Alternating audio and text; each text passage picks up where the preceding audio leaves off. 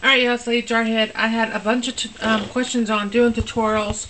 I don't have editing programs, nor do I know how to use all that stuff. I'm computer and technology illiterate. You can ask my daughter. Yep. So I'm going to do this the only way I know how without the editing program right now. I'm working on it. Bear with me, y'all. I'm really mentally challenged when it comes to that stuff. I'm also working on getting a store envy or something put up too. I'm really working on that. Anyway, this is how I do my molds. I take my tape, this type of tape here. Any kind of clear packing tape will work. And you see how I just rip it off and make strips and then just overlap them? Sticky side up. This is all just strips of tape that I've made big enough to have overhang from the bowl that I'm using. So I have plenty of room on the sides, okay, which I'll show you why a little later on. Then I take my bowl that I've cut the bottom off of, little plastic leftover bowl, and that's what I use to form the shapes. You can use cardboard. For these little molds here that I had made, I used toilet paper rolls because they were little pieces, these little pieces here. So I used toilet paper roll. I just stuck this on the tape like that, cut the toilet paper roll in half, placed it over it on the tape, and voila, I had the mold form. So, and I'll show you how the rest goes when I'm finished. So, and then I take my pieces that I want to mold, which I have all this already filled up, but I saved a piece to show y'all. And then I take this, so this is the face up, that's the back piece. I want to put it face up, because technically the bottom, it will be flipped, it'll be in reverse when you're done. So this is the last piece I'm going to put on that tape, and then you just stick it on, because it's sticky side up. So you just push it down on there good, make sure it's got a good seal, everything's down on there well. I've already done all those, so those are all on there. Then you want to make sure your bowl, I like to rub it like this, make sure it's got a good seal where this touches the tape. Okay, then when that's all done, I like to take the sides and pull it up and tape it. Make sure the tape sticks. I kind of went a little overboard with the tape just so I could show y'all. Normally I wouldn't do it that long. Then I flip it up on the sides and just make sure you pull it tight around the bowl, and then you stick it up on the sides. And you do that all the way around the bowl. And normally, like I said, I wouldn't have that much tape. I just kind of went overboard with it. Like I said, make sure your corners are pulled up nice and taut. Now, you could do it like that and be done with it, but what I like to do is I take another piece of tape and I go around the edges just to make sure that it's a good seal against there, because if you don't have a really good seal, like a waterproof type barrier, your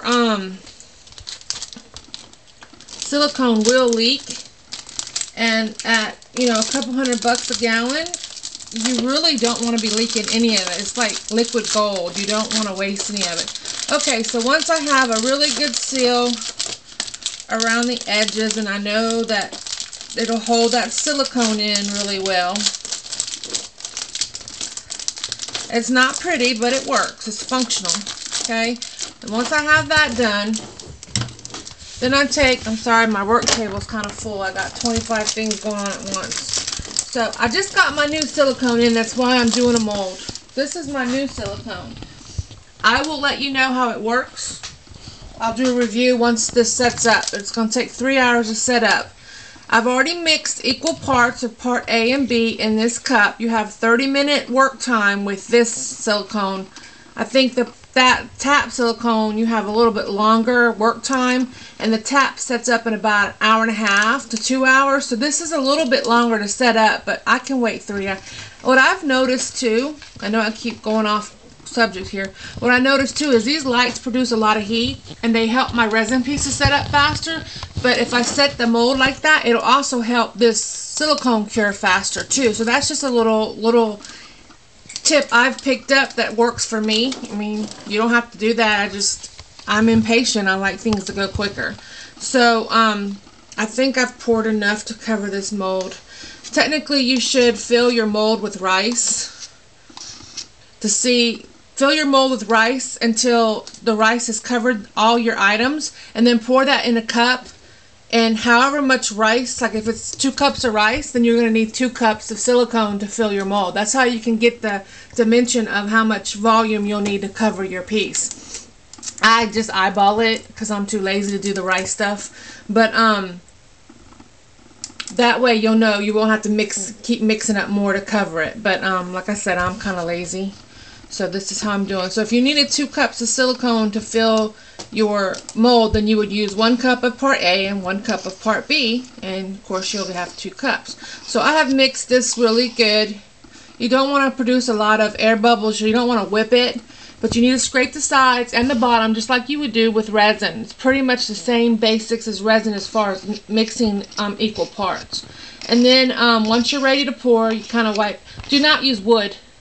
Stir sticks with the platinum silicone. You cannot use wood. You have to use plastic. This is just a little plastic thing, came on an ice tray that I use. And then when you get ready to pour, you're gonna start in a corner, and that's where you're gonna stay. You're not gonna go whipping it around inside the mold. You're just gonna pour from a corner, and you're just gonna raise it and do a nice, easy, thin layer of silicone. And it will, see how it's just slowly covering all the pieces? It will fill up the mold. Take your time. This is important because the higher equal stream, steady stream that you have going will reduce the air bubbles you get in your silicone. Because this is a 1-to-1 ratio silicone, you do not have to have a pressure chamber to remove the bubbles. That's why a lot of us like this type of silicone, because we don't have to have that other equipment. So you just steadily fill it up. You know, keep your little line steady going as high up as you feel comfortable with until you either fill the mold up or you use up all your silicone, which the mold is full, but I have just a little bit left. I'm not going to waste it. So I will continue pouring the rest of this in. And what I like to do is I do not waste this stuff. Like I said, it's like liquid gold. I will scrape and help it along to, you know, get the rest, the itty bitty little bit of silicone that's still in there. I do not like to waste. So I like to scrape it out, get as much as you can out. And then what I do with the rest of this, it's kind of messy. You just stick your spoon in and just leave it. Because once it sets up, when you lift your spoon, it'll pull all that rubber out. So what you can do now is take your mold and drop it once or twice. If you look, if you focus in on these little bubbles here, do you see the bubbles? Yeah. Okay. If you drop it, see how some of them popped? Did you see that? But if you drop it too much and too hard, it can loosen the barrier. The pieces can float up off the tape. So another way you can do that, you can just leave it or take your little spatula and pop the bubbles while it's still wet. Or you can take this liquid, this is a release agent. Or you can take liquid air and you just shoot that on there and it breaks up the surface, which causes the bubbles to pop. Okay, so but it stinks. So anyway, I just wanted to show that I don't have any liquid air. Usually I just do the tap thing like that, and there are going to be some little micro bubbles in there, but as long as it's not touching the surface of your item, it will not leave bubbles on your pieces. So a lot of people say, well, I see some bubbles in the silicone. Well, yeah, there's bubbles technically. Like if you look at this piece, see these little bubbles along the edges? But it's trapped inside that thickness. It's not on the actual surface of the, sorry, there's a little piece of resin on there. It's not on the surface of the mold. Well, this mold is really dirty. I'm sorry, y'all. But anyway, it's not on the surface. So even though you can see some little bubbles in that piece, Do you see them on the camera? They're not on the surface. So that's not going to affect your peaks at all. We cannot be completely bubble free unless we have a pressure chamber. And I'm not going to invest in a pressure chamber because I'm just not a huge mold maker, you know. This is basically for me. Now you see how this silicone is leaking under that tape? But it's getting caught. It's not oozing out because I put a good barrier of tape. So once this is done, oh, I got a couple of big bubbles I want to get out. I just saw. I don't want those in there. So you just spin it around and check your mold. Make sure there's no more big bubbles, which there's one right there. There's one right there. And even those wouldn't have hurt because they're on the top. There by the mirror. By this? Yeah, oh, that huge one. Thank you, baby. I didn't even see that. Alright, so that's it. Then you're going to leave it alone. You're not going to mess with it. I'm going to set it up under this light here so it'll help it.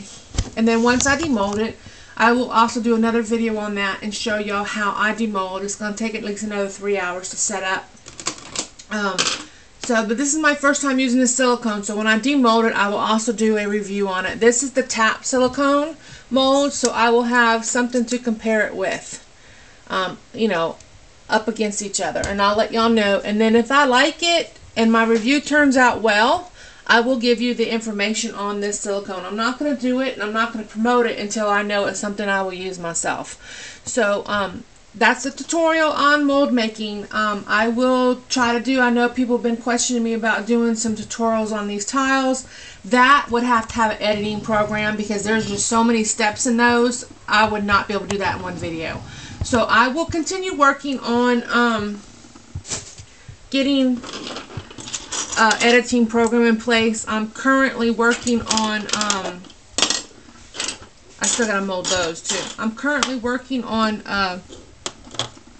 trying to set up a store envy, or either that or I have an Etsy and just maybe list a few items on my Etsy and see how it goes, because I didn't do well with my Etsy the first 3 months I had it. So I did more on YouTube than Etsy. Why pay fees if I'm gonna do more on YouTube? So but there's my tutorial. I hope it was helpful to the people who had questions. And like I said, I will do the demolding video at a later time. Thanks. Y'all have a great day. Bye.